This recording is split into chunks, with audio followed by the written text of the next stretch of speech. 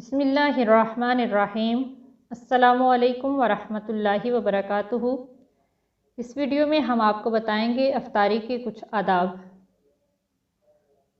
अफ्तारी के वक्त कोशिश करें कि घर के तमाम अफराद एक ही दस्तरखान पर इकट्ठे हो जाएं और मिलकर रोज़ा अफ्तार करें। अफ्तारी के वक्त अपने बच्चों को ज़रूर शामिल करें। अफ्तारी से 5 से 10 मिनट पहले दस्तरखान पर इकट्ठे हो जाएं। बिस्मिल्लाह पढ़कर इफ्तारी शुरू कीजिए। रोज़ा इफ्तार करने से पहले दुआ ज़रूर मांगें, क्योंकि ये कबूलियत के लम्हात होते हैं। अपनी दुआओं में तमाम मुसलमानों को याद रखें और सबकी मग़फ़िरत की दुआ भी किया करें।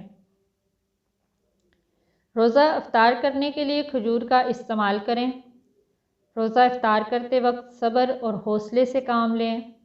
रोज़ा इफ्तार करने के बाद बहुत ज़्यादा खाने से गुरेज करें और इफ्तारी के बाद अल्लाह ताला का शुक्र अदा करें और नमाज मगरिब की तरफ गामज़न हो जाएं। हमारी वीडियो को लाइक कीजिए, शेयर कीजिए और चैनल को ज़रूर सब्सक्राइब कीजिए। जज़ाकल्लाहु खैरा।